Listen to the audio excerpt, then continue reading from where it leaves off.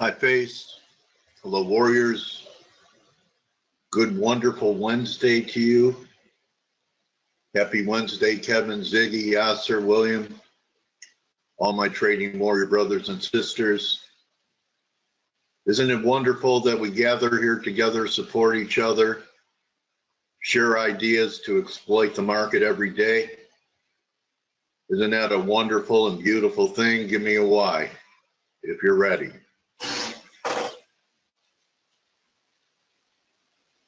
No squeaking, yeah. There you go, buddy. Hi, Luca, Kevin. Okay, so we've been following Euro Pound all week, basically testing out a thesis that markets rarely peak on confirmed highs. My best guess is that the high will be taken out before the low.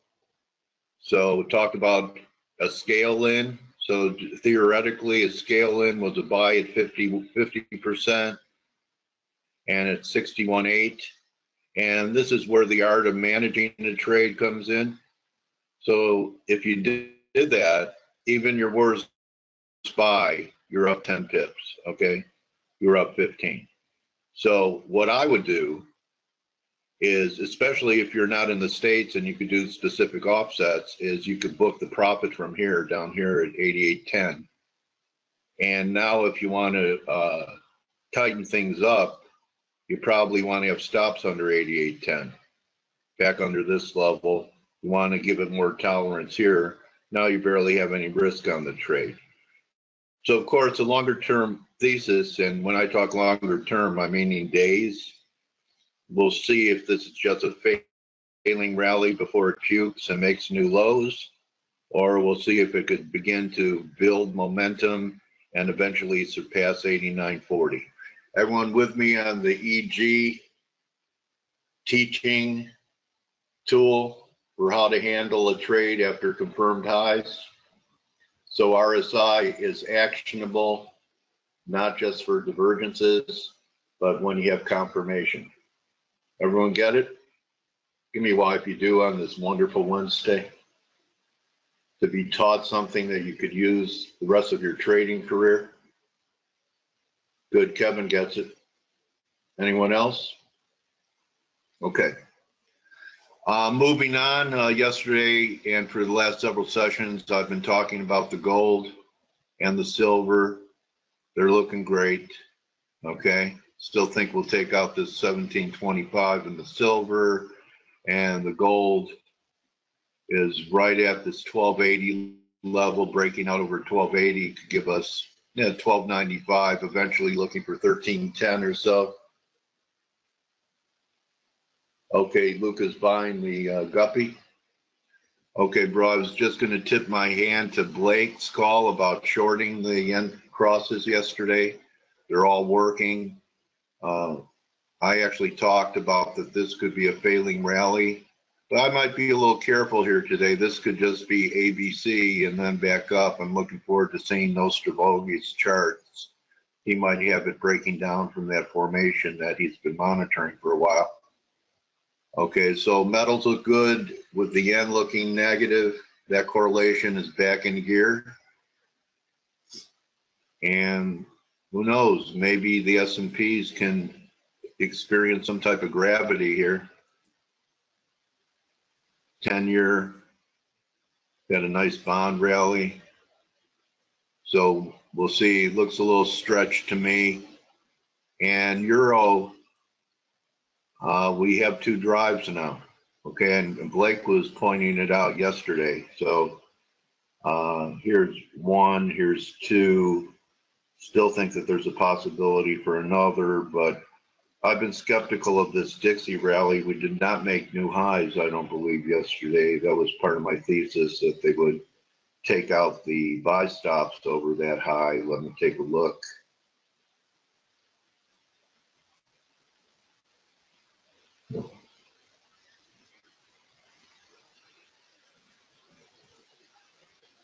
Dixie, here we go. Yeah, this double top held. So possible the double top's going to work. There's your 1 hour. this double top, we start taking out this level, we could start heading back down. And if we are topping here, if we do get a decent top, whether it's now or there's one more push up towards 95.5 or so, eventually I think it's reasonable, even if you're still bullish a dollar, to expect the potential for a pullback to 92, 92.50, or at least 93. Why can't it do that? Okay, this has been a decent wave. Maybe this is A, B, C, and we're completing A. And please don't take my Elliott analysis seriously, okay? Is it a deal? All right, and then maybe we get a pullback for 2 or B down here. I thought we'd go 95.5 first, we'll see. And this will throw off a lot of the dollar bulls, and then a lot of the dollar bears will be coming back in saying we're going to new lows.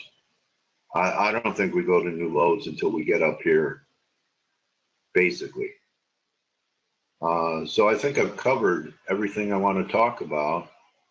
Oil, I can't chase it. Everything's starting to get a Bitcoin look to it. Oil looks pretty good. I can't chase it, but I would be a buyer of pullbacks to 55, 54. And the pound, the team blogged about the cable, and very good timing on doing it because it looks pretty vulnerable here again.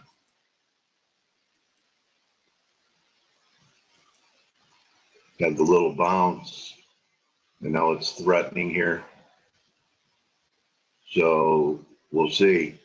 This breakdown under these lows could be significant for a move at least back under 130 towards 28.50. Everyone, any questions for me before I pass the baton to Nostrovolgi? You know, Steve, I'm gonna okay. take it. All right, Blake. Yeah. Okay, buddy. How you doing, man? Good, bro. Steve, look how strong his voice is, though. He's a trooper. It's fine. We don't have we have very little news today, just some out of Canada, and I don't have any Canadian exposure, so I'll take it from here. So your call on some of the yen crosses were good for at least scalps, Blake, yesterday. Nice calls. Thank you. You know, I've been sitting.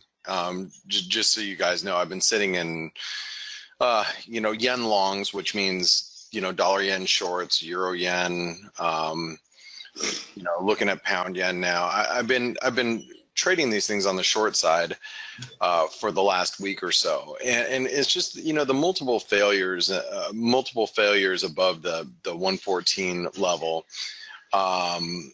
is just, you know, it's just whenever you get a false breakout like that, the repercussions technically are a false breakout leads to a breakdown, or a false breakdown leads to a breakout. That's just a basic technical, one of like the more, how should I say, more obvious setups that I look for. And Sunday was a pretty good indication that. Yeah, it's like the market sets traps. It does, you know, it sets traps. I mean, that's exactly it. You have the situation where we had the dollar yen on Sunday night, you know, for crying out loud. And Sunday nights are horrible because if you think about what happened there, it's very crappy liquidity on a Sunday night. Not a lot of traders around. You've got a lot of European traders that are asleep. You've got US-based North American traders that aren't in front of their computers. They're watching football. They're out. They're having dinner with family. They're doing, you know, normal, you know, in the real world type of stuff. And you get stops triggered above the 114.50 level, which, I mean, you can see clearly why right here. You can see clearly why stops would get triggered. You know, so you got, not only do you got stops of people getting stopped out of their shorts, okay. You right here. Let me move this out of the way really quick. So not only do you got people getting stopped out of their shorts, but you got people getting stopped in for long. So, you know, how many people are like, okay, if it breaks above 114.50, get me long. And then you have a swath of traders getting stopped out in short. So you get this big candle, and then it reverses. And then so here comes everybody into European and North American trade the next day. They're like, oh crap, now I'm long a bunch of dollar yen, or oh my God, I just got stopped out of all my dollar yen shorts, and here we are back down here. Now all those longs are getting wiped out, and then people that are short are now pissed off. Because you got to imagine, if you were like, let's say you were short 50 million, dollar yen. You're a small macro fund, and you're short 50 million dollar yen, and it stops you out, and you've been short, throughout all this mess up here, trying to play the range.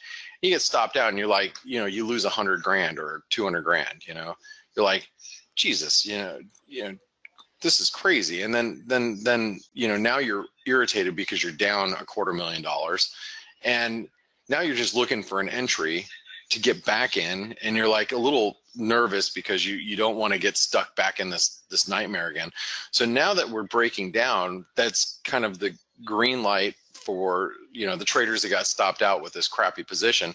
Now they're all going, okay, now I'm going to short, get aggressive here, because now I got to make back that $250,000 I just lost over here, and now I'm going to make a couple million on the way back down. And so now they're getting more aggressive to the downside. Then you got people that are long, they're now out of the money 100 pips, and now they're getting stopped out because they're like, okay, I bought the breakout, but I'm going to put my stops down here. And so now these orders are all coming through, and so you're seeing that type of mentality play out in the yen pairs, and you're going to get that in other pairs too. I mean, you talk about like the euro yen. The euro yen, this is a classic, big double top. Now, what I'm looking for in the euro yen, and I am short, what I'm looking for in the euro yen is for us to close down, below 130, 150. We're at 130, 150 right now. So this is a probe. This is not a, hey, we're clearly breaking down. This is where we're really probing these levels. Is it time to get long? We've done this before, and it was a good opportunity the last time, to get long down here, and we got this reversal. Is that going to, are we going to get that same price action again? This is like the first, second, now the third time as a charm. Will we actually, significantly break down? I don't know, but there are, obviously some risks today, and some of the bigger risks right now are the fact that we have a tax situation where Congress might have to push out this, the corporate taxes by a year, and that's kind of freaked out the markets a little bit. I think the elections overnight, we have a lot of Democratic wins across the country, and that's probably got the market a little spooked. And so I think you got to be very careful about trying to play counter trend today. It's probably the right play just to get long down here, but I don't know. This is multiple times down here, and we're now making significant lower highs. This looks like we could extend towards 130 in the euro yen, and it's not just the yen. You got to look at the euro too, and the euro dollar. It's not like this thing's bullish either. You know what I mean? You look at the euro dollar, and the euro dollar still is below its neckline. So you're not only dealing with the yen. You've got oops, I didn't mean to do that. You got the yen, but you're dealing with the dollar as well. So really. Well, you're dealing with the euro as well. So really, the euro yen could fall precipitously if they really start to follow suit downside. And that's not to mention that we haven't even thrown on any risk aversion yet. You throw on a little bit of risk aversion, and you really could see some downside in some of these. So there's the euro yen. Let's take a look at the pound yen. The pound yen cracked a strong uptrend line that's really been in place since the summer. I mean, you know, and the pound yen, and by the way, the pound yen, if you look at this from a, you know, technical perspective on a longer term basis, this is all the breakout point. And so I think what's really going to be key is, you know, getting down at 148. You know, if we get back below 148, which is 75 pips away, it's not like it's going to happen. I don't think it's going to happen today, but, you know, obviously, you know, crazier things have happened. If it gets below 148, I think that's going to be pretty bearish. There's some news about, you know, Theresa May's, some of her cabinet might get shit canned today, which is weighing on the pound. The euro pound is bouncing off of the support, or, you know, the 618. Really, you know, we're bouncing pretty good here, and the pound yen is, you know, obviously under a little bit of pressure as we crack some support through here. So you can see the pound yen's really, you know, trading quite heavy. And yes, we've lost 150 pips today.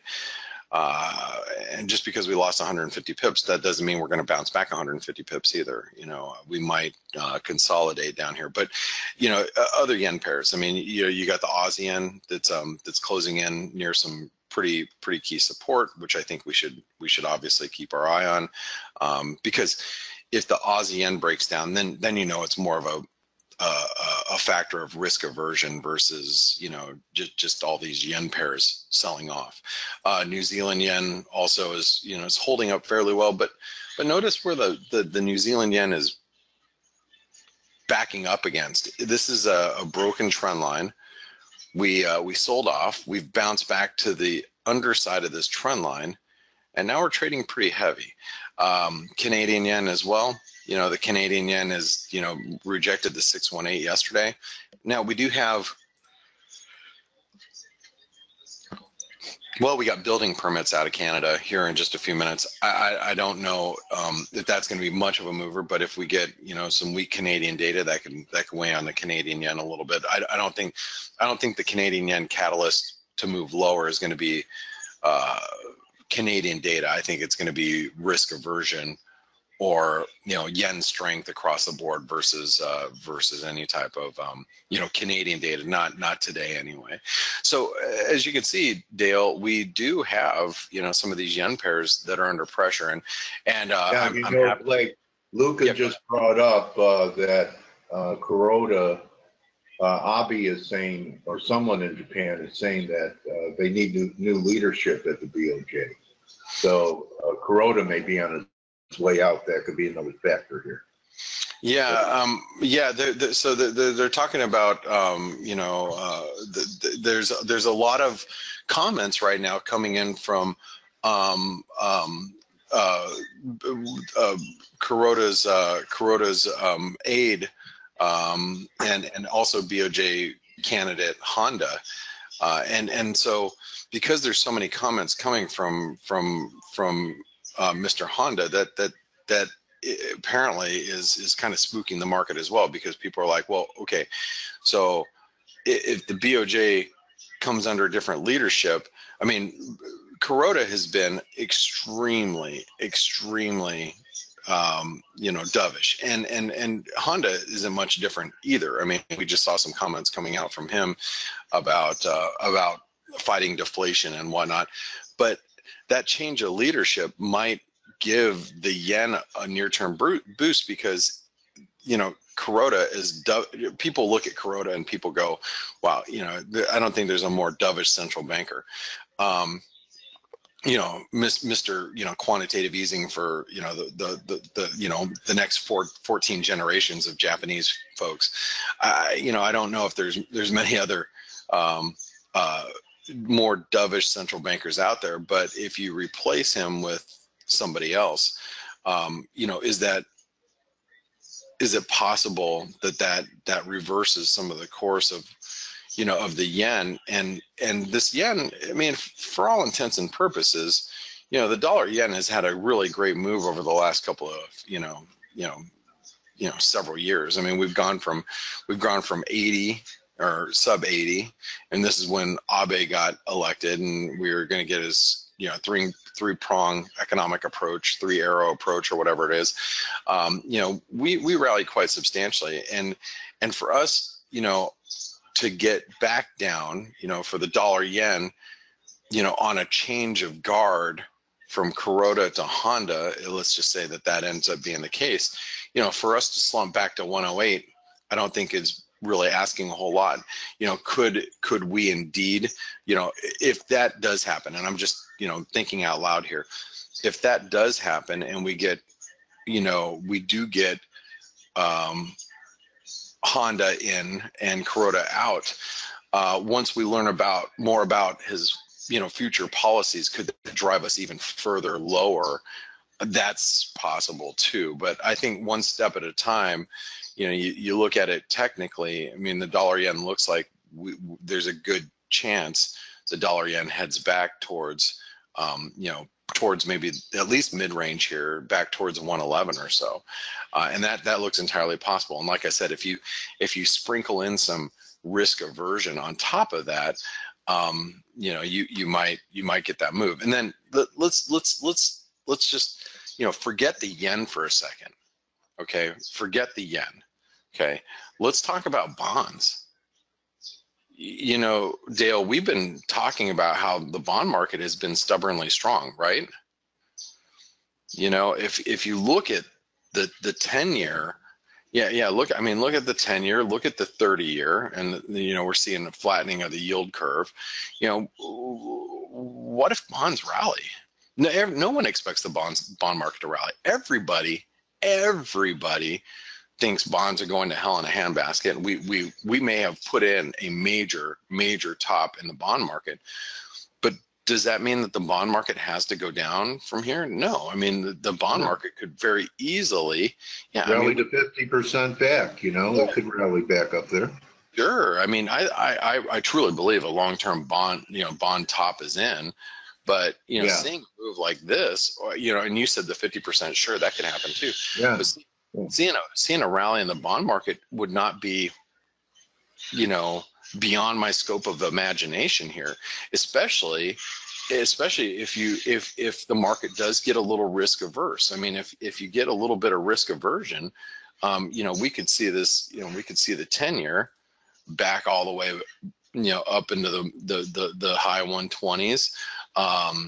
You could see the 30-year bounce. I mean, we could see a bounce in bonds, and if the bond market bounces, that means yields are coming down. And if yields are coming down, that means the dollar yen's probably coming down as well. And you know, yesterday I had tweeted something, and I don't always tweet straightforward. I do a little bit of cryptic stuff too, because I know that I've got a lot of followers on Twitter. I'm not ignorant to the fact of that, and I know that there are trading bots that are tailored specifically to target people like myself, or maybe like yourself, Dale, that if we talk too much about, you know, market movements, they can trade against us and whatnot. So, but I tweeted something about the 30-year. The next tweet I said a V-shaped recovery. What I was talking about it was a 30-year bond market, this V-shaped recovery here, you know, and that, you know, was leading, this is yesterday before it actually happened, was leading to a breakout here. And I'm like, okay, well, you know, we've got this V-shaped recovery. I actually see that the bond market could extend these gains. And again, if the bond market rallies, that's going to weigh on yields. And if yields continue to fall, that's really going to you know, play a big part, I think, in these yen pairs. You know, and I have not had, let's be clear here, I've not had the best entries with like the euro yen, for example. Like the euro yen, I've been sitting here short for like the last, you know, week and a half. I mean, I got short over here around the 132 level. I watched it come all the way up to 133. I managed to add a little bit, but you know, I had to sit through this, you know, whole nightmare. And the dollar yen, you know, fortunately I cherry picked that one on Sunday night, which was good, and it's working out quite well at the moment. But you know, this has not been an easy trade by any stretch of the means. And I will 100% tell you that if you are short, euro yen or dollar yen or Aussie yen or Kiwi yen or pound yen, whatever, if you're short some of these yen pairs, this is not a slam dunk trade. We are seeing some pretty good reversals here, and I think there's a lot of potential. But the flip side is, and let's go take a really quick look at the stock market. The flip side is the stock market is extremely strong and still well bid, and there hasn't been anything that has been able to rattle the cage of the stock market as of late. Not one thing, nothing. And so if the stock market continues to hold these gains, it is and will be extremely tough for the yen to pick up any type of substantial gains in the market. It's going to be, if the stock market stays well bid today, which, hell, we've seen it, Dale. It's every single day. If the stock market does not, relinquish some of these gains, the dollar yen will probably be right back at 113.80, by the end of the day. And that I would not be surprised with in the least bit at all. Does that make sense? Okay. Yeah, well, but one day though, someday, somewhere over the rainbow. Someday the market will come off. Hey, Steve, how's it going, man? Hey, Blake, good. Have you watched how magically USD yen gets bid, like when the US stock market's open before the stocks go up? Yeah, I mean it's an easy program trade. I mean, they know they're going to come in and buy stocks. So they just go in and buy, dollar yen, and they sell yen. So I don't think, that's why I'm very clear here, and I want to be very clear that the stock market is unrelentlessly strong. It's going to end, and it's going to end badly at some point. I don't necessarily agree that today's the day. If today is the day, I'm going to be so happy. If the stock market comes in 1%, that means the dollar yen's probably trading below 113. I'll be so happy if that happens. We'll know, Blake, because we'll get a day that will encompass the range of many days and possibly weeks. So, we look at this relentless nature, but they're grinding small ranges, but one good down day, like a 30 handle down day, the whole chart will change. You know what I'm saying? Yeah. One day. One day. In a day. It will be. And so when I look at like these moves here, it's like, okay, well, we have like the 261% extension of the last real consolidation we've seen. I guess you can go back to like, you can go back a couple of weeks ago and see if there's if we're coming up to some extensions here. I mean, we hit 127% extension of this move. Let me just make sure I got that correct. Yeah, and I could last for the rest of the year. We're getting some comments. But that's another thing. Everyone thinks that it's in the bag till year end, and even the Bears aren't looking for anything to happen before next year. To me, that that makes it vulnerable. That everyone thinks, I don't have to worry until 2018. There is an old Wall Street expression that bears feast on Thanksgiving, bulls on Christmas, and Thanksgiving's only a couple weeks away. So we could get a dip into Thanksgiving because no one thinks it could happen. Yeah, we could, and it really can be the same thing that the dollar yen is suffering right now. Everybody believe the dollar yen's going to 118 to 120. Everybody, just like everybody believes stocks are going up too, and we're starting to see. Even the bears. Look, we had Peter on yesterday, and he's been a long-term bear, but he's saying it's a 2018 story. We're getting comments in the room today. Do you think they're going to let the market go down before Christmas? How about a 2-week shakeout into Thanksgiving, then a rally back into Christmas? By the way, we'll take a 2-week break. The Canadian data was really strong, and it did nothing to the dollar Canadian, other than, we dropped a couple of pips. That's surprising. That means this Yeah, Canadian Brett makes a yen, good point. this Canadian yen's probably a decent short. I'm not shorting it. I got to see how these yen pairs play out today. And just let me say one last thing about the yen, just so you guys know where I stand on the yen. I really would like to see the dollar yen close strong below 113.50. If we close strong below 113.50 and equity markets are, close on a weaker note, I'll probably end up adding to some of my to my yen trades. But that's asking a lot from a market that is extremely bullish. It really is. It's asking a whole lot. Let me see if I can take a couple of comments really fast.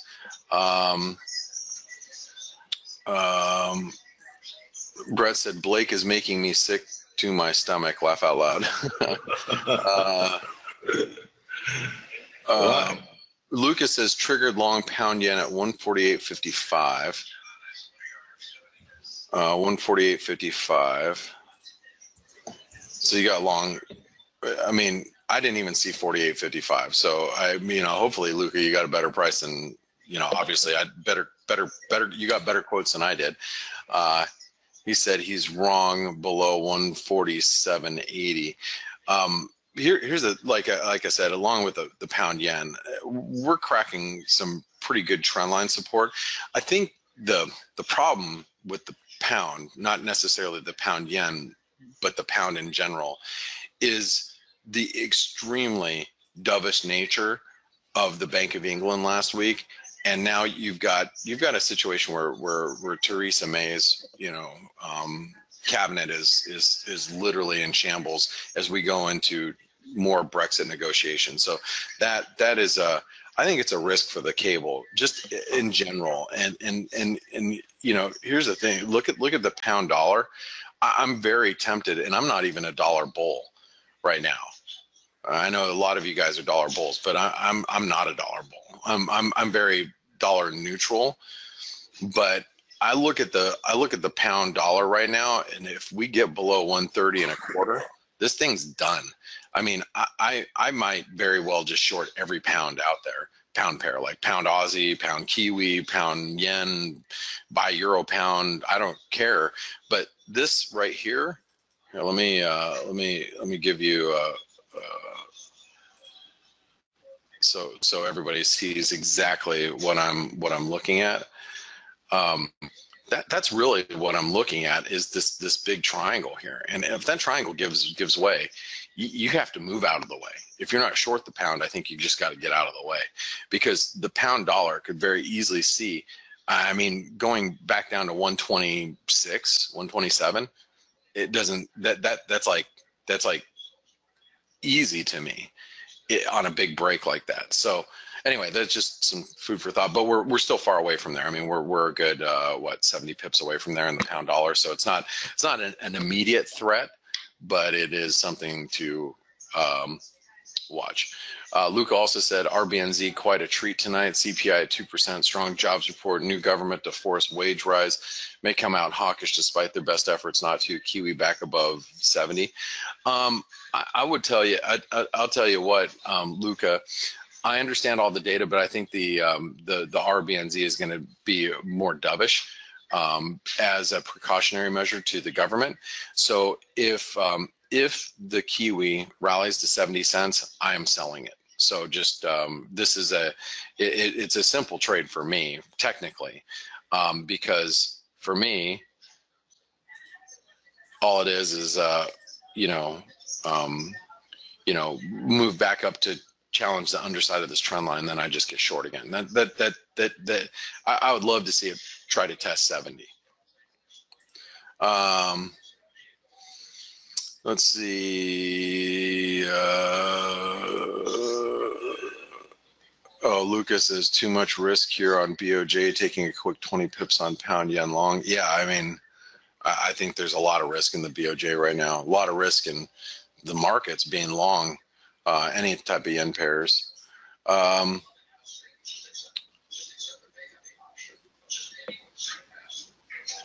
Martin says it is very clear. Jack says, do you guys think the administration will let this run up in equities go down before Christmas? Highly doubt it.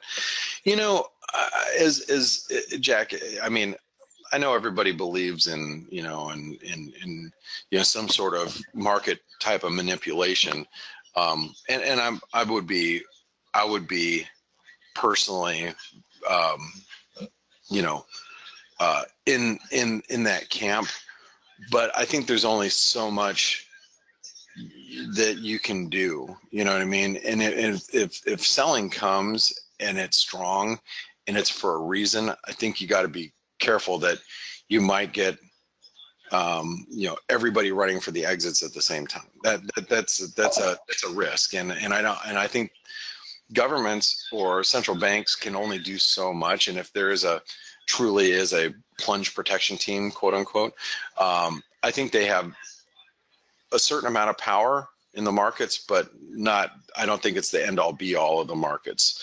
And remember, they have a balance sheet too. So, you know, if you're the plunge protection team, let's say, you can only sustain so much losses before you have to, you know, reverse and get out of those positions. So I'm not, I believe that they do have some power. I don't believe that they're necessarily the end all be all. I think they can support markets, but if there is a reason for the market to sell off, that is, you know, whether it's taxes or, you know, whatever the case may be, it's something that is harder to stop. Steve, are you here? I don't know if he's listening again.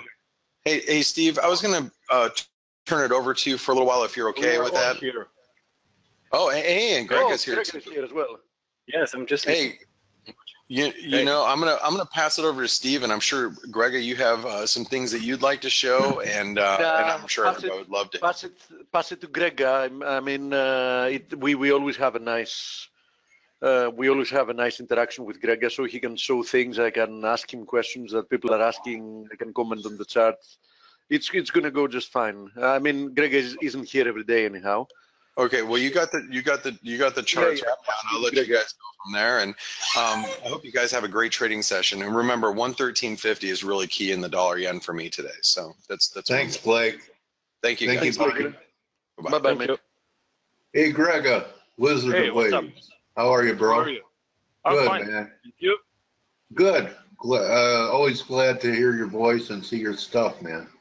I'm a Greg Horvath fan, you know. Last week I declared it Greg Horvath week. When are you going to send him a Greg Horvath jersey? I want an 8x10 photo autograph. Okay, man. Just don't send it to Slovakia. Send it to Slovenia. All right. Okay. So actually, I think it's very important for me to show up today because I think that there can be some near-term highs coming in on stocks. We have seen some pretty strong sell-off on DAX yesterday, not at the same degree on the US markets, but still, if we take a look at this long-term picture, as you know, Blake, Dale, we are looking and expecting a top formation here for wave 5 of 3. And what is really interesting, if we pull this chart next to this one, you can see that we are here progressing higher into red wave 5. So we are in final stages of this blue wave 5. Okay. Also, we have here 261.8% extension of red wave 1 measured from wave 2 low. So this is the first fib level that we need to pay attention on when we expect that the whole 5-wave cycle will complete. Then we Is have that also an ending diagonal, Greg? Yes, I will get into this in a second. Right. So we have also here this 100% projection. Okay, so it's actually a distance of a wave 1 measured from end of a wave 4. So both levels, both fib levels comes in exactly at the same round figure here around 2600. Also, we have here this Elliott wave channel. So you connect end of a wave 2, end of a wave 4, put the trend line, parallel trend line at the top of wave 3. Normally, this fifth wave will find a top around this trend line. Okay, and what is probably the most important part of this whole 5-wave sequence is that we are already seeing slow price action, much slower price action compared to any upward progression in the past few weeks since start of September. So you can clearly see that yes, we are moving higher, okay, here, but with much slower pace compared to any previous rallies, right? So to me, it suggests that we are probably here in a 5th wave. So you can, now that I draw these trend lines, you can clearly see that this is that previous 4th wave rallies were much sharper. So I think that this can be a 5th wave, which means that momentum is decreasing. We have a shape of an ending diagonal, and normally this occurs in a 5th wave. So if we go back to 1-hour chart, what is really interesting that all these levels that are highlighted on a 4-hour chart comes in very nicely here for a completed ending diagonal here on hourly chart. Okay, so maybe we get another push to the upside towards these psychological levels and then turn lower. So I really would be careful here. If someone is playing longs, maybe look for any entries. I would be really careful here. Also, I'm not playing on shorts, okay? That's just my outlook, but I'm waiting how market will react once we get or see this another push to the upside. Also, DAX has 5 waves up as well. If we take a look at DAX here, here is the 4-hour chart. So actually, we can count DAX 5 already made the move yesterday, Greg, by the way, and yesterday's candle was an outside key reversal, the daily candle. So yesterday was quite a powerful reversal signal. Okay, let me just a sec. Let me take a look at this. Technical. This is 4-hour daily. Yes, I can see it. So new high drop closed not only below the previous day, but below 3 candlesticks back. So yeah, actually, so it's a quite strong reversal, but normally we need to take this swing low out to confirm. Oh yeah, a candlestick is only just, you know, as you very well know, is just a first signal, but this is a very powerful first signal for sure. Yes, exactly. So I would not be surprised if, yes, we also look at this, that we also turned down here from the upper side of this Elliott wave channel. So it's same thing like I presented on the S&P 500.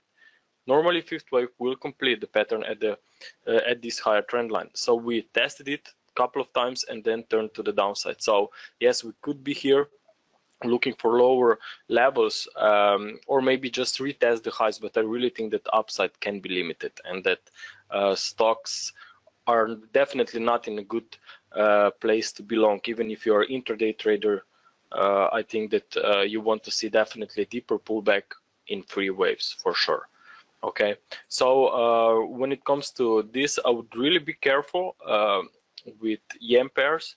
Okay, we have seen some bounce on some yen cross pairs, but what is really interesting, probably the most, if stocks will really turn to the downside for a deeper pullback, I think that pound yen can be very, very interesting, because pound in general is looking very weak. Like Blake said, we are testing this important trend line.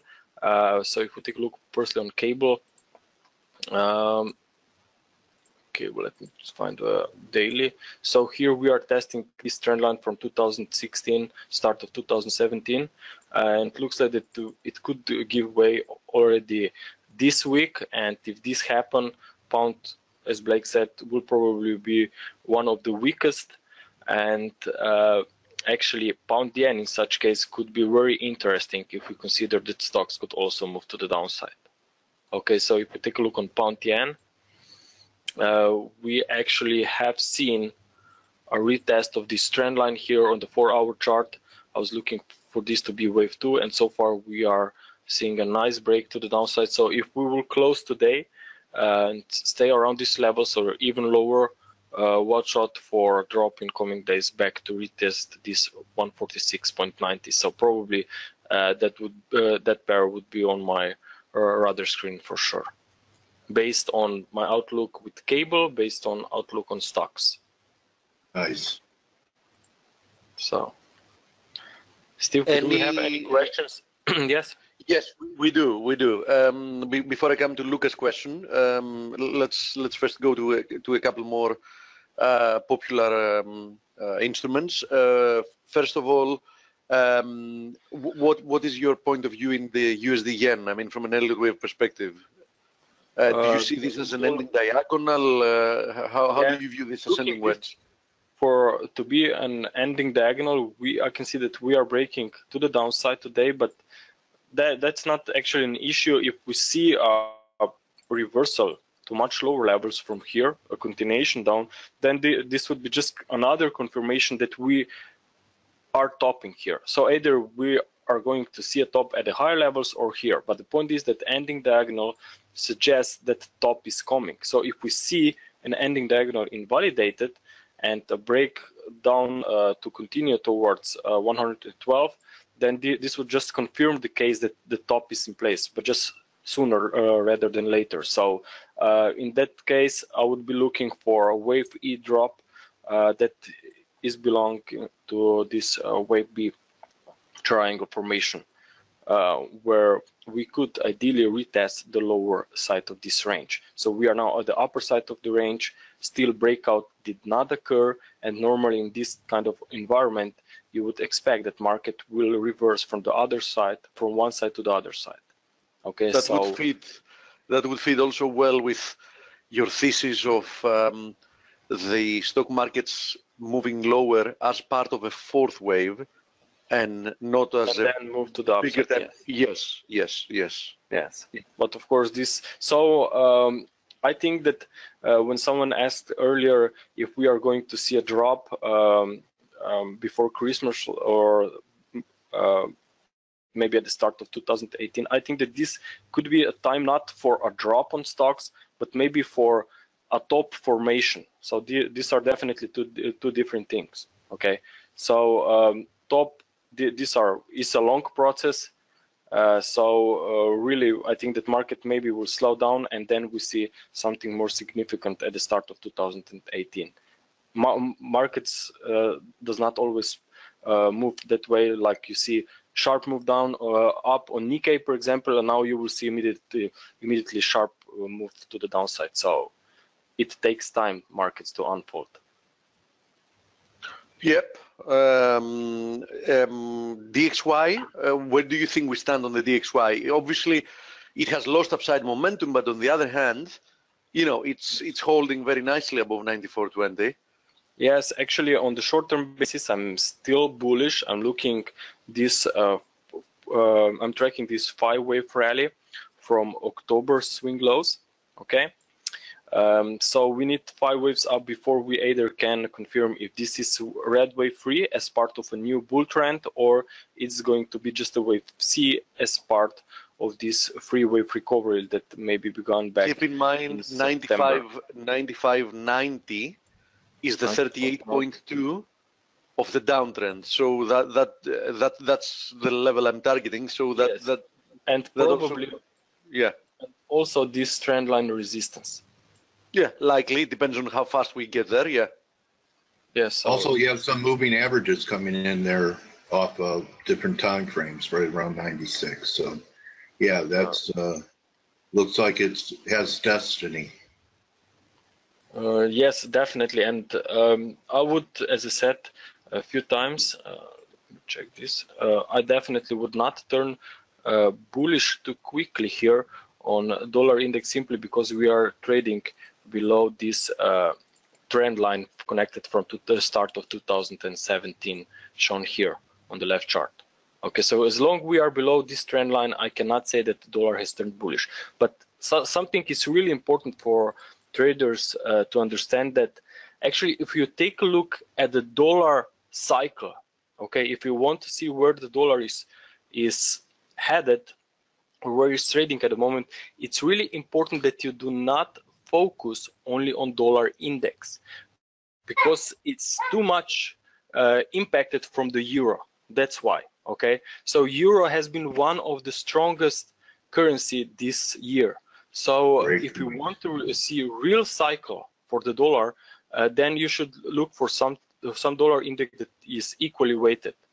Okay, and US clearly dollar index is not the case. So if you Greg, US Yes. dollar, have you done any technical analysis on that? You know, the index called US dollar, exactly as I said. It's from the FXCM, yeah, it's the FXM Dow Jones. It's much more balanced. I haven't looked at it for some time now, but yes, I know the index. Yes, maybe I could look for till. Yeah, it also has some Aussie in it. It has a lot less euro. I mean, it's much better balanced than the DXY, because the DXY has almost 58% of euro, as you very well said. So yes, and euro was very strong. So if you want to know the real direction of the dollar, I think that dollar index is not real place. Okay, because look where Aussie is, look where New Zealand dollar is against the US dollar. So I really think that you should be aware of this, because as I said, the reason is strong euro, which has been in uptrend since start of the year, and very strong uptrend. Okay, so actually, even if we see a new low on dollar index, okay, that doesn't mean that Aussie will turn back to bullish mode, probably only into corrective phase. Same with New Zealand dollar, because in both cases we have impulsive qualities from a recent September highs. Maybe New Zealand dollar already reached a new high earlier than Aussie dollar, as I remember. So we have here Aussie dollar. If we get a bounce in 3 waves, that would be only a corrective post within the new unfolding downtrend, and that's the time actually when dollar index could maybe retest the lows, and even euro dollar retest the highs, of course. So as it comes to dollar index and euro, I'm not so bearish on euro, not so bullish on dollar index yet. Here is the euro. Also, you can see that we are not even at 38.2% here retracement, which is normally retested in the 4th wave pullbacks. Okay, so saying that market has completed the top here would be definitely too soon, because we still have a room for this pullback, even for another 100 pips or so, before maybe this euro turns back to bullish mode. Any questions, Steve? Yes, definitely. First of all, I know that we've said it, many times that on the longer term charts, they remain quite choppy, but people want to see gold. I'm guessing that not much has changed in your view in gold. No, it didn't. No, we are either here already in sub-wave 2 of a new 5-wave decline in progress that can take us much lower here on a daily chart within a wave D, which I can think can retest those swing lows from July of 2017. So that's one case that we are in a wave 2, or also this whole pattern since start of October can be even a triangle in progress. Okay, but in either case, I actually have it as a triangle on my technical analysis chart. I mean, yes, actually it's not important really until proven otherwise. Yeah. Yes, because I think that we are going sideways, and that sooner or later we will probably break below October lows. Okay. Also, if we take a look, silver maybe has even better shape here for a triangle. Definitely. Okay. Yes, so I'm expecting a drop even in this one. But if we consider that silver was doing better than gold recently, okay. But still, if we expect silver to drop, then you know where gold could go. Because I haven't seen your bigger structure, do you believe that this triangle, because I have this on my chart as well as a triangle, is it Yes. B at an ABC with A being the drop from the 1820 highs, or it's a much more complex pattern? What are you seeing there? From which highs? 1820, the recent highs that we got in September. 1820, you mean September? Yes. So you think it's a bigger triangle? So that was the C, and now we are on our way to a D, and then an E. Okay, got it. So you consider this whole structure a triangle? Okay, I was talking about the shorter term. So do you believe that? Yeah. Do you believe that that's part of this last leg from C? I mean, this is an ABC with this short-term ABC in line. progress. Yes, yes. Okay, that's how I say it as well. Yes. So if we label this is A. Yes, exactly. B, Yeah, that's and what I'm seeing as expecting well. drop for wave C. Yeah. Wave C is missing here and here. Yeah, that's exactly what I have on my chart as well. Yeah. So this is substructure for this wave B that I'm tracking. Just a pause within this current weakness, which I think will resume. And the reason why I'm looking down is because this decline was clearly impulsive. It was strong, and now we are just moving sideways.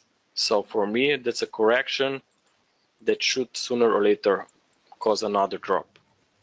Yeah, we're definitely on the same boat with that as well. Okay, we have two things left, Grega. First is pound Aussie and pound Kiwi. I know that pound Kiwi had a perfect rejection from an ascending channel. I don't know if you were tracking it because you're tracking Elliott waves, and sometimes, you know, non-Elliott wave channels, I don't know if you're tracking them, but if you pull trend lines, you'll see that wave 5 top you have there channels perfectly with that top B, and then if you draw a parallel, you'll see that this was a big channel in the pound Kiwi. Okay, so I mean like this probably. Yes. Like that? Something like that, right? Yeah, anyhow, it channels, yeah, anyhow. Yes. Yeah.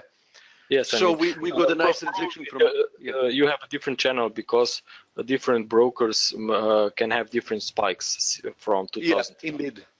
Yes. So actually that's a reason. But yes, I see what's your point, that we could top out here in the next few months. I'm still not sure if Me too. I still believe that this move lower initially is corrective and looking to buy into it. Yeah. But we have to consider this potential drop on cable that could be really damageable if we see a broken trend line there, broken channel. So yes, but as always, I focus on minimum expectations. So if we take a look this, if we take a look on shorter time frame, I think that we are going lower. So either this was wave A, wave B, wave C, or maybe it was wave 1, wave 2, and now we are going lower into wave 3. So in both cases, you would expect more weakness here. And in such cases, if we focus on minimum expectations, wave C is normally similar to distance compared to wave A. And that would be if it's to drop for another 400 pips or so. Also, once you see a corrective pullback of a wave 4 of higher degree, you would expect that market will trace back to the area of a former wave 4, which was clearly here. Some important swing lows played the role here, important role. So I would be looking for another retest of this region for sure. Okay. I think 186.80 can also provide perhaps support earlier than that target. 186.80. Yeah, okay. You know, these highs there, if you see. This swing high, yes, of course. Yeah. Definitely. But we both, as I see, expect a drop. It's going to be a short low. Yeah, it's going to be a short C wave, but it will meet the minimum requirements of an ABC, right? That's for sure.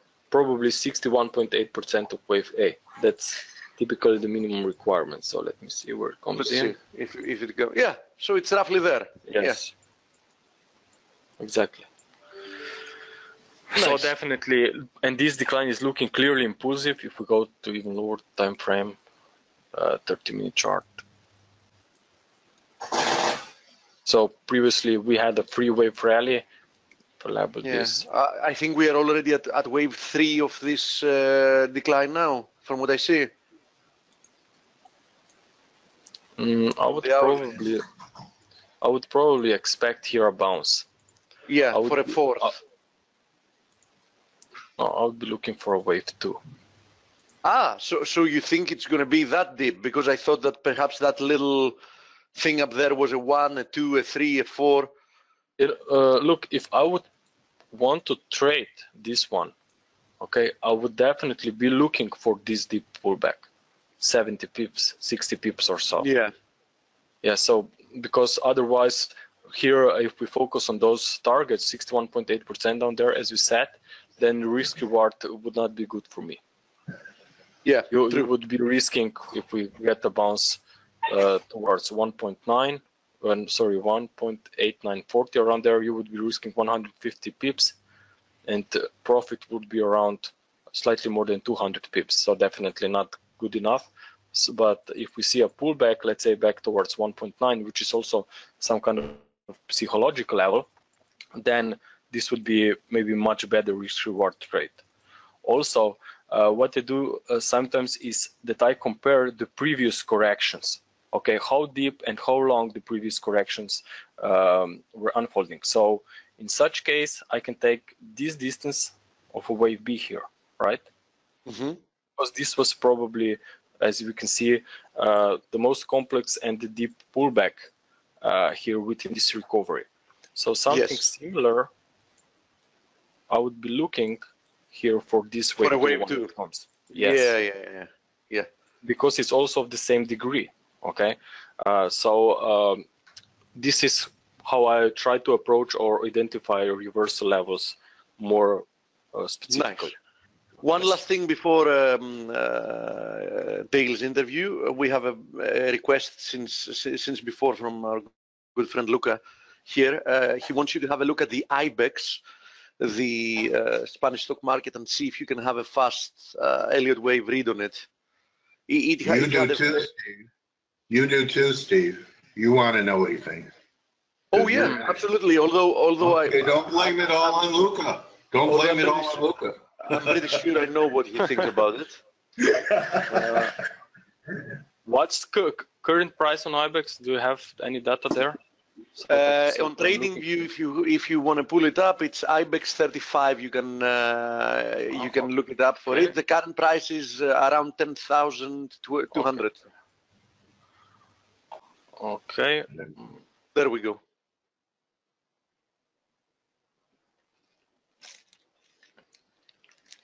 Analysis on the Fly by Gregor Horvath.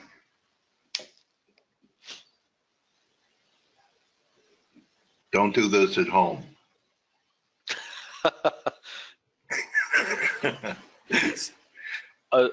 Honestly, I don't really like the structure because it's not a trending market. We have seen here nice move down, then sharp decline, and now we are again moving sideways. So maybe is this going to be A, B, C, D, E triangle here? So actually, I would be aware of more weakness. Okay, let me label this. Where we have here a triangle. Stand by, Bob Botkin.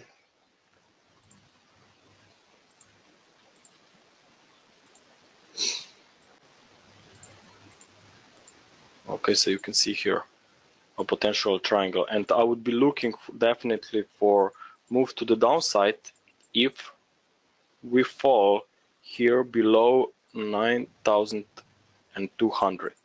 And what about the short-term structure? I mean, isn't that it looks correct? Yes, I will go into this in a second. Yes. But He wants that's to give why you, I highlight. he needs a bullish count from you, all right? No. I don't need anything. You want a bullish count, admit it. If I would look only, I always look from high time frames and scale down to the lower time frames. So in high time frames, I cannot say that this trend is bullish because it's just not. Okay, it's just sideways. This is not Nikkei. So if we consider that stocks could maybe S&P 500 could make a deeper pullback, then I don't really I don't see any chance for this market to continue to the upside. Okay, so that's why I would be really careful while looking at bullish interpretation in this. But as it comes to bearish interpretation, we still, as I said, would need to see fall below this swing high right there, because if someone thinks that this is still a bullish count and that this is some kind of a wave 2 and now we are in wave 4, then you know that this level should not be passed. So I want to see this bullish count invalidated before I can confirm my bearish view. Does it make sense? Yeah, absolutely. Absolutely. Yes, the market is sideways. So I want to see confirmation from the market before I make any decision here. But clearly we are still consolidating. We are at the upper side of the range. And until this range is broken out, I definitely would not be looking for any trades. But if we see a drop below this 93.12, then clearly this would probably be just another sign that we are moving to the downside into a larger wave C. Okay. Perfect. Thank you, mate. Thank you, Grega. No problem. Thank you very much. And you know what? Blake quoted a pearl from you that you always leave your stops in place and leave your targets open. So that's a pearl. That's a Horvatism. So yes, my targets are always open. Yeah, that's beautiful. If someone put a long trade on Nikkei a month back, 2 months back, and was looking for 1.3 target and went out of the target, is probably now scratching his head. Okay, so market can always surprise, but I always identify my projected levels for minimum requirements 1 against 3. Okay, risk reward. Yeah. So I always have my objective in my head. So it's actually like a mental target. Right. But once it's reached, I don't close it. I just watch market and make a very tight stops and leave it. If the stops is hit, it's okay. I still made a good money. If my levels are broken decisively through my targets, then even better for me. So yeah, you have a new extension. You never know how far a rubber band can be stretched. No, of course not. Yeah, of course not. Thank you, bro. No problem. My pleasure. Great presentation by the Wizard of Waves. And Bob, I'm going to now make you the presenter, and looking forward to hearing your voice and looking at your true charts. So thank you for your patience, Bob, and appreciate you joining us today here in FACE.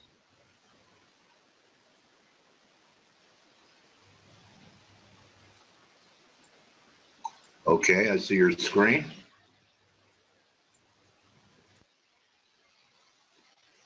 Waiting to hear the voice.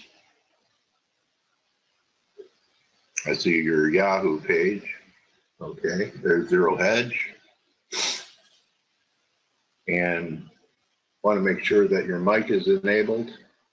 It's not yet. I think he hasn't connected yet, Dale. Okay, thank you, Steve. He's not muted or not muted. I think the sound just is not connected yet. I'll tell you when. Okay, thank you, buddy. Hello, Bob.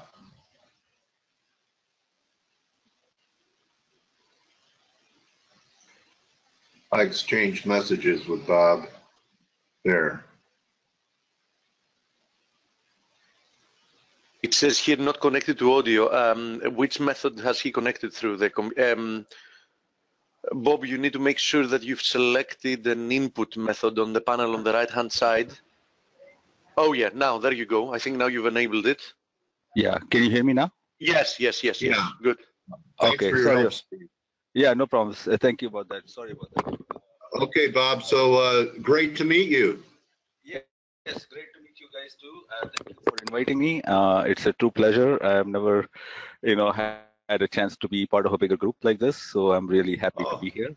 Yes. Oh, well, it's our pleasure to have you, and really appreciate you taking the time out of a very slow day. Yes. Well, it's been excitement thanks to Mr. Trump, for this year. I'm sure he's going to get all the credit for. Right. Yeah. So anyway, go ahead. So I'm predominantly a technical and stock trader. Obviously, it looks like this is a technical community, and my focus has primarily been in trying to find opportunities and mostly trading stocks, not just through stocks itself, but also through options. And I do both of those. And what I found is one thing I made a mistake this year was I really missed out on this bubble. I made a lot of money in the last bubble, and I really did not expect this bubble to be as big as it has become. Okay, well, that's great transparency. You're not alone. Yes. And this is where you are now, but it's also interesting to the community and to me. I'll be selfish. Yes. To know a little bit about how you ended up in this industry. and how you got from point A at the beginning of your journey. Maybe you're looking at false charts. Yes. So true charts. Right. And how did you get involved in the business? So how basically, did it happen for you?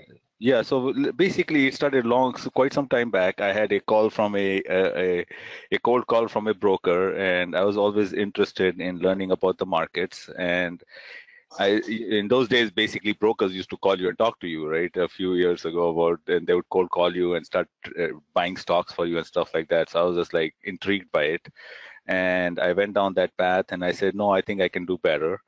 And it was a hard learning lesson for me because late in the mid 90s, the markets were really sort of volatile and moving nowhere. And I think once Greenspan unleashed his forces, everything just went to the moon. And when I saw that, I realized it was a bubble. I actually cashed out right at the top. I remember that very distinctly because I was selling everything that was in my account. I didn't care. I was just like selling at market orders. I didn't care. I was just like, just sell. And then I saw, then we started a hedge fund actually, my partners and I. And we were actually right about the housing market. We were short, but we were early. And I find that my tendency is to be too early than too late. Oh yeah, we're kindred spirits. So how do you overcome that? I've teach people, and for myself, I overcome it by entering the market with partial positions, knowing that most likely I'm early. How do you do it? So I think at that time we were raising money, and again, that was another second bubble, right? That had started at that time, and basically we were looking at the markets and going, "Wow, this is crazy! What's going on?" And I knew it was a bubble, and my position taking was probably too strong because I just go in sometimes quite heavily when I take a position, and that's a mistake you make. And I think the other big lesson I learned is, stick to your rules, right? I mean, sticking to your rules and making sure you don't lose capital should be at the top of your list, right? If your trade is going against you, just keep your losses at 5 to 10%, right? So I'm done, no problem. I can go take the opposite trade of it, right? And I think that's something you get emotional. And when you put emotion in any trade, that's it, you're going to lose money. It's 100% probability you're going to lose money. So I think emotion has to come out. It's very difficult to do that sometimes for me, and it's cost me a lot sometimes. And unfortunately, like I said, this market has been tough. But it's something I have to live with, and but I learned from it. And I think I tell people there are certain things, and machines are trading right now. You can tell when the machines are kicking in, specifically when you look at the intraday charts and even daily charts, and you can see that things are bouncing off 13-day, 50-day, 200-day. I mean, you can tell the machines are programmed to just look at those levels and just buy, and that's what you're seeing. And breakouts are happening regardless of, basically, I think that's happening because of financial engineering, and it's unfortunate. But I think people are being blinded. I think there's madness going on literally right now. We are at valuations we've never seen before. And so according to your work, even more extreme than 99? Yes, the .com? And how do you come to that conclusion? I'm curious, Bob. So that we're more overvalued than 99.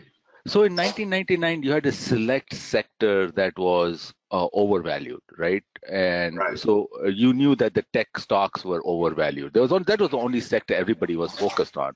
But now what you're seeing is it's more broader in scope. I mean, you're seeing many companies trading at price to sales valuations that make no sense. You're like, how can the price to sales? That means in some cases, their revenue has to go up 10x just to meet their price targets. So it's very, so I see like that. Amazon that's not making money right now? Amazon is a good one. NVIDIA is a good one. Even Boeing, for example, is a good one. Their PEs are high. Their price to sales ratios are very high. So you see that across several sectors, and you're like trying to figure out how these valuations work when the metrics should be at least half of that. And that's the problem. Money. cheap Yes. money, buybacks, and Mhm. yeah, like you said, financial engineering. Yes. So it's unfortunate, but I think the goal should be to make money. Anyway, so I don't want to ramble Yeah. on. So I want to make a point. I developed this platform basically primarily for stocks because I could not find anything out there that met my needs. And what we did was we actually put some trading algorithms in place and things on our platform that were really unique. To our platform, basically. So we have some unique things. I'll quickly just go through one or two of them, and I'll let you guys see. So we have some problems with the Yahoo API because I think they shut it down, unfortunately. We were using them for our data, and that was a big problem. Now we are trying to figure out how to recover from that. So you'll see on this right-hand box, there's a lot of data missing, and that was primarily coming from Yahoo, and we sort of lost that. Those Yahoos. Yeah, it's a disaster. I don't know why they're acting so stupid. Anyway, you can see we have, what we did was I wanted a comprehensive sort of site that had everything on one page. I'm a one-pager kind of guy. So we developed this whole platform basically on that premise. And what we did was we did put news, charts, like basic technical features, all in one page so that you can quickly go and look at it without having to type in everything all over again. So, and the other thing we did was we actually created trading algorithms on our site that are very unique to us that nobody else has. So if you click on this button here, you can see, like, for example, so I look at daily, weekly charts. That's my goal. I always look at daily and weekly charts.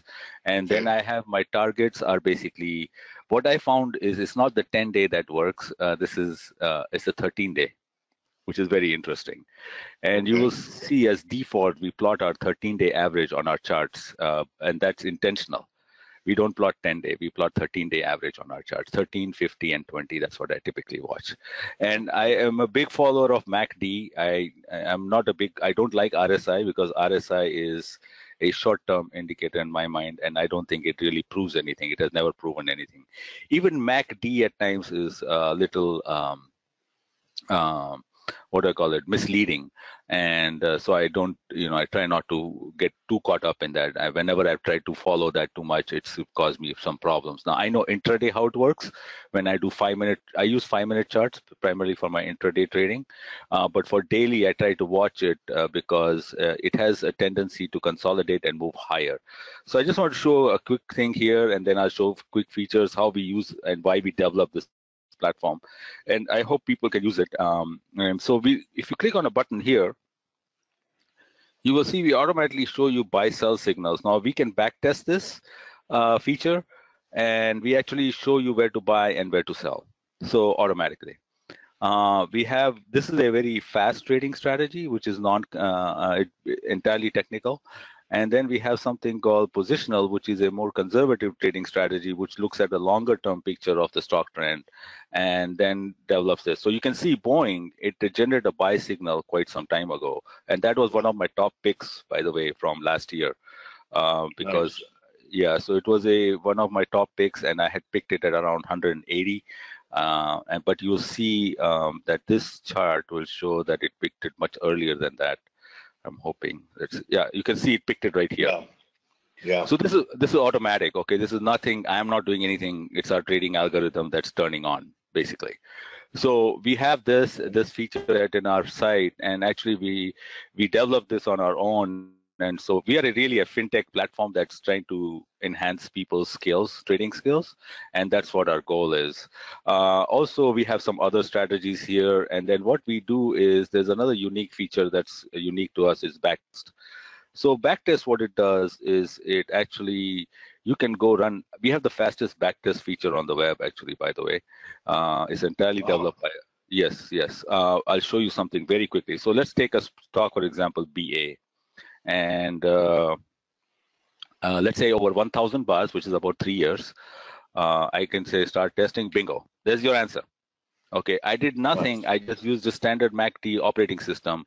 It tells you the date, enter the trade. There is no slippage in this sense because it actually enters the trade at the end of the day, because typically the trading platforms, majority of them have slippage and all this other stuff included. We actually tell you what price we'll enter it, when you should exit, when the signal is changed, okay?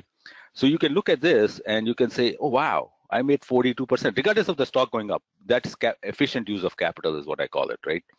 So yeah, so are the Reds losing trades or short? Yes, they are losing trades. Now we have a trade we have a section here called short sell. We are trying to improve it. So you can do short sell, and then this is just buy and long. So if you just want to be a long trader, we have the long, and then we have the short sell also. And then we have one that says both. Now let me show you something very amazing. I'll show you some. This is entirely from my experience. Nobody thinks about these things. I'll show you something. Let's say this was entirely came from our drive when we were running our hedge fund. So let's say I enter Boeing, and I want to say based on the MACD system, and I want to find the most optimal point when I enter the trade and what day to exit. What's the best probability of my return? So if you see here, it uses the standard parameters, but then there's a number here that says how many days do you want to wait in the trade once the signal is triggered. So I put 10 days, for example. I can test it, and bingo, what will give me an answer. It says, oh, you know, you were in 10 days in the trade, you only made 13%, you had 20 winning trades, 12 losing trades, your average gain was 2.78%. So we have all these features built in right there. Wow. Okay. Yeah. And are you a coder and developer? I'm an engineer. Okay. All right. So you'd be too lazy to do all this stuff on your web. Yeah, this was just my ideas that I had my coder do for me. So yeah. So I'll just show you a quick thing here. So you can see I can change the cycle time and adjust the parameters to try to get the best, most optimum thing. So we can do this for literally every stock and find you the best signal for every stock and tell you for that stock in your portfolio, we can alert you on that signal and tell you when to buy and what your probability of return is going to be. Amazing. Real nice site. Yeah. Very nice. Yes. So this is, we have all these different, you can see these different indicators. You can backtest any one of them. So like if you use just our TC positional, and you can see here, it's simple. It says, oh, you did bad, you know, because you just used TC positional straight. It didn't work for you. But I can change this and say, oh, you know what? I just want to do that. I just want to use that to tell me if what happens if I exit 30 days after the trade, the signal is generated. And I'll show you one quick other feature right after that. I don't want to take everybody's time too much. So overall, what I think of the market is, I think the market is very, very overextended, but I think there's still a melt up coming. And I believe that may happen going into the new years. There'll be some consolidation before the melt up happens. I think it'll probably be in the NASDAQ. Because it's not done yet. Before what happens, Bob? I didn't catch a word. So I'm thinking right around New Year's, basically, in heading into New Year's, I believe there'll be a melt up in the NASDAQ. Melt up. Okay, got it. Yeah. All right. Yeah. And I'll show you one other quick thing here. We have a unique thing here called portfolio. And basically what we do is if you enter your portfolio in this page, we'll automatically email you email at night telling you what technical signals your stocks are breaking or meeting. Are they bullish or bearish? Nice. Yeah. You know what's great about your site, and our site is like that as well. You know, we put a lot of money into development. Is that our most valuable currency is time, and this is a time saver for people. Yes. Okay, so I mean, money comes and goes, time is gone forever. So time is gone anything forever. that you like that. So anything that saves you time, you get the answers right away where you could spend hours trying to do it on your own. So this is, I think it's a great service. Go ahead. Yeah, so let me show you this page. This is entirely developed out of my passion for time. Okay, so let me show you something. This is amazing. All right. Certain sites don't do it the way we do it. We have all these reports that are generated at the end of the day. So stocks that touch 200 days, stocks that touch 13 day, and stuff like that. So you can sort through this quickly, and I'll show you something very unique. That's the most unique thing. And we don't count this as page views when our analytics. We are working on that. We should have done that long time ago. I do very minimal ad spend on this site. It's only like $60 a month. So that's all I pay for it. So, but let me show you this unique feature. So you can quickly see time. Here you go, time. Right. I can quickly scan through 10 charts without even having to think. I can tell you, I want to buy this stock, right? Because it gapped up. Nice gap, yeah. Yeah, and so I can quickly go through a list without even having to type every symbol. And we basically show you with the indicator. Now we are actually working on improving the intelligence of that by showing you the actual indicator that's listed on top. So if it says MACD, it should show that and the MACD. If it's something else, we'll show you that indicator. We have not put that intelligence in place yet. We are working on that. But I think I think it's a useful tool, and I use it every day basically for my trading and analysis. I've trying to get into Forex, but I've not had a chance to really sit down and work on it because I love Forex, but I think because it has a nice leverage and 10 to 1, and it doesn't fly away from you. It doesn't take off from you. Don't expand into Forex, okay? Oh. Your site is too good, okay? So where do you trade from? Where are you from, Bob? I'm from India actually, but I've been in the US for the last 25 plus years. I've been working predominantly at Fortune 500 companies. I currently work at Qualcomm actually as an engineer. Are you here in California? Yes, I am. You are. Yeah, I'm in Bay Area. Yes, I'm in San Jose, California. Yes. Okay. All right. Yes. Well, what a pleasure meeting you, and very impressive what you have put together for the stock side. So yes, please. The best way for people to follow you is either on Twitter at TrueChart. Right. With spelled TRU, not leave the E out. Yes. And your website's www.truecharts.com, correct? Yes, correct. Thank you so much. Yes. Okay, so thank you for your time, and congratulations on what you've developed. This is a great service for stock jocks, and why don't we get back together after the melt up and sure, definitely some of your ideas for a correction in this euphoria. Yes, let's definitely do that. Absolutely. Invite me anytime. I'm always open to talk about some few things, what I think is happening overall. All right, Bob. Thank you so much, my trading warrior brother, Bob Bhatia. Thank Bob, and I'll tell you, if you're a stock trader, check him out. Yeah, good hunting. Thank you so much. Good hunting, Bob. All right. Take care. I'll talk to you soon. Thanks, Dale. All right, buddy. So that's it for our session today, everybody. I'll see everyone for Thankful Thursday after our wonderful Wednesday. Good hunting the rest of the day. And remember, most of all, don't just count your pips, count your blessings. Adios, my trading warrior brothers and sisters. See you tomorrow. Thank you. You're welcome. Take care. You're very welcome, Bob. Thanks. Bye.